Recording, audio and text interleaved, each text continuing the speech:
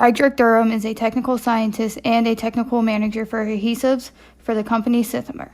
Durham describes how hitting speed bumps during his career helps him become successful and how change is constant and is for everybody.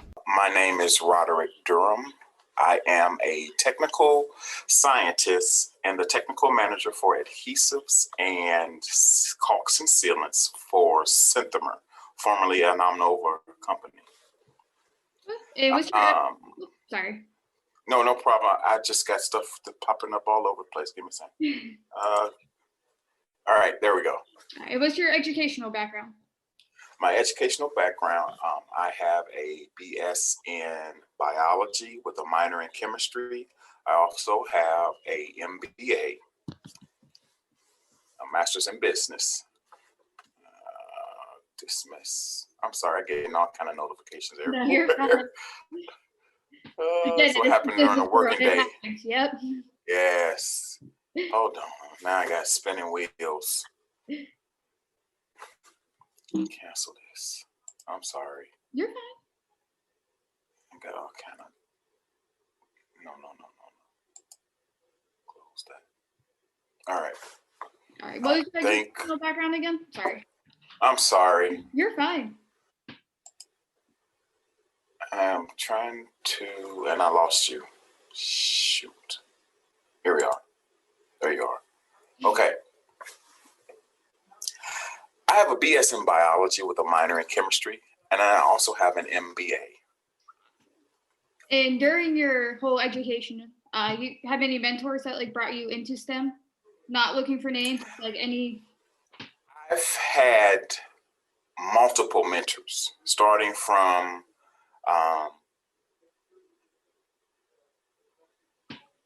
colleagues that have hired me in to different positions, as well as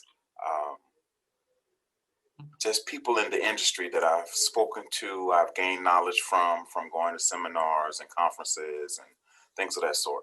So mentors are plenty. I think we're one of the few industries, especially in this focusing on STEM, where sharing information is one proprietary, but it's also universal, where we kind of follow the same guideline and base, and it's the different tiers as you go higher that tend to differ slightly. That makes sense? It does. So looking back at your 10-year-old self, what advice would you give yourself as of now? To give my 9 or 10-year-old self as of now, keep working hard. Keep doing the best you can and giving 110% in any and everything that you do. Not that I don't think that was a big issue, but being in STEM and having a research and development background, it is difficult to not get discouraged, because part of research and development, and that's a major part, is failure. We gain knowledge from failing. And if you're not used to failing, or it's a weird transition for you, you're going to have some type of issue in this type of field. Right. Hard to succeed without failing at least a couple times. Correct. So you're going to fail. Yes. So if you know that you're going to fail and you can learn from those failures and move forward, I think that everything will, iron itself out from there. Right. Learn from your mistakes. Absolutely. All right. So kind of a similar question, because our main audience is K through 12. Okay. Your position that you are in now, what advice would you have to K through 12 students now? With the position I have now, think outside of the box. What I typically do right now is, the company I work for, we make products or supply a product to other customers who will supply a end-use product to the consumers. So that being said, having the tenacity to continue through, one, the problems and the issues, but also two, to figure out how and where will this end product and how it will be used. Mm-hmm. That's the creative side. And then backtracking to where we start, meaning we make glue, basically. That's what I do. I make glue. But glue can be specific to not just Elmer's and arts and crafts, but it can be specific to glue for shoes. Right. Gluing on the rubber. It could be specific to concrete, to adhere bonding concrete together. It can be specific to automotive. It can be specific to house paint. It can be specific to cell phone and the glue that's on your screen protectors, or the film that comes on a brand new piece of electronics, an Xbox or a PS5. It could be the film that protects your monitor on your new laptop or computer, all the way to the film that protects the shipping of a large screen, flat screen TV. So we have to take in consideration where that particular product is going to end up and how it's going to be used and are utilized. And I'm sure, like we were just talking about, mistakes happen, obviously, with glue. Absolutely. Say, like, on your shoe, because, like, I'm sure kids think about it, like, glue pops off, obviously it would be like an easy fix. Are there any hard fixes that, like, you had to resolve in the past? You say hard fixes. So I've been a part of many different aspects of making glue. Mm-hmm. So when I started my career, I worked in pigments. And so we actually made pigments from rusted iron. That was a process. Then I moved to paint and coatings, which uses pigments. And so we made coatings for bridge and highway and traffic, and as well as automotive. With that being said, one of my hard fixes was a product for infrastructure. Infrastructure is bridge, highway, roadway, as well as water pipes, sewage pipes, things of that sort. And this product and project were dealing with fresh potable water and underground wastewater. Mm-hmm. And we had to coat the interior and exterior of large pipes. When I say large, some were as large as maybe 2 to 3 feet in diameter. Those will be water pipes that go to your home, and they constantly get smaller and smaller, to large industrial pipes that are underground that semis, 18-wheelers can drive through. Okay. So those will be under your major industrial cities, large dam works like the Hoover Dam and things of that sort. And we coated it with a specific coating to keep it from cracking and rusting. And we had to warranty that coating for 100 years because it's underground. That's and no one's going to. Yeah, so that was a huge problem.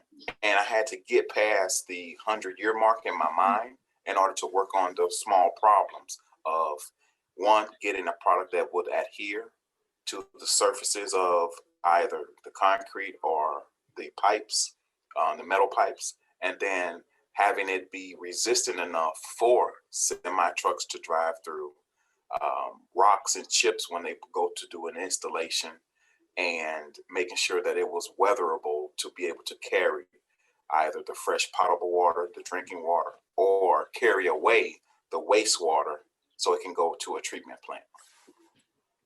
Yes. Real interesting and real in depth. Yeah, very much so. Very much so. I'm trying not to be too complicated, but yes, that's the process that it took, and it was interesting. I enjoyed that, and it was a 4-year project before we were able to get something that would work. and work well, but it was 4 years of failures. Failures that brought you to where you are now, successful. Absolutely. All right, my last question I have for you, besides the acronym, what does STEM mean to you? STEM, besides the acronym, I am STEM. It encompasses using all of your skill set that you've learned, interest in all types of science to make the world better. I feel that right now I'm at a position in a place where can make decisions on products that will get used for the next 100 years. And I want to know, how can I improve upon what we've currently learned to use and make it better for the next generation? And so that is my goal. And everyone throws out these terms, eco and environmental and self-sustaining and biodegradable. Well, those aren't just terms that are thrown out. Those are different components of a bigger picture that we are all working towards. I may not be in STEM, the doctor that develops or a cure for cancer or something like that, but I'm developing a product that the doctor may use in his fight to cure cancer, because we're working in close proximity with each other. I'm also developing end-use consumer products that will break down faster so we can eliminate some of the issues we've created over the years. And so I see myself as STEM, because we all are STEM. We all are dealing with math and engineering and science in different types of ways. And I feel the piece that I've kind of cornered and I am working in now is something that allows me to be creative, to think outside of the box, but additionally to focus on what the consumer is saying and bring it to life.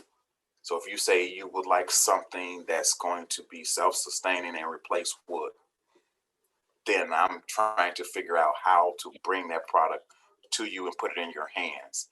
And it does exactly what you ask for it to do. That's awesome. I've heard a lot of people explain STEM, and I like yours a lot. How you were like, thank you. STEM. Basically, like, yeah, you're like in the background of the work, like you're doing it. Correct. To help everyone else. Absolutely. So, just a little information. When I was in high school, I played football. Okay. But I was not the forefront. I was a lineman.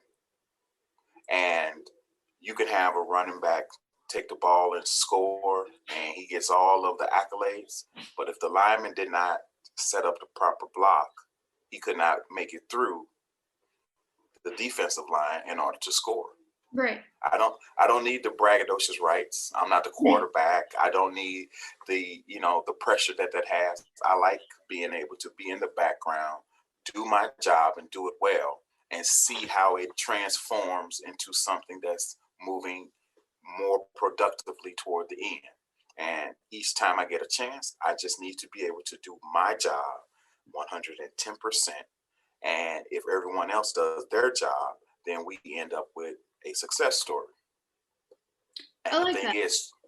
the thing is trying to overcome those hurdles, which are sometimes the failures, and learn from them so you don't stop the progress. Yeah, I like that. Without behind the scene workers, there's Correct. no, like frontliners. Which Exactly. Me personally, I think behind the workers are more important than frontliners. Frontliners get all the credit. Yes. People in the backfield are doing the most. But when you consider majority of society are those that do the work that they have chosen and have been designated, and they do it well, and it keeps things moving forward. Yep, very true. All right, well, that's all I have for you. Anything else you'd like to add? Just that if you were not good at any of what we consider STEM, you don't necessarily have to be perfect. It's an evolving and constantly changing portion of society and education. So what you may not get, meaning you may not understand all the concepts, but if you can catch the bigger picture, many times the bigger picture will give you a glimpse of what those fine brush marks may be. And what I mean by that is a lot of times people focus in on the small things in the STEM industry. But when you look at the big picture, step back away from the painting and take it all in, then you see how intricate it absolutely could be. And that's a positive because we get stuck in our own little perspective. And sometimes you need to open up and step back and take a bigger look before you go and focus in on those small, minute details.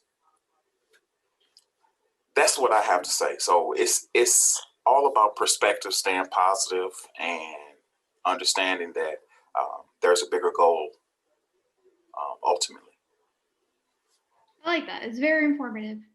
I got a lot Thank you. out of this interview. Yeah, I those are some of the hurdles that I ran across, not having or not necessarily not having, but not understanding that these small speed bumps are going to slow me down, but they're slowing me down for a reason.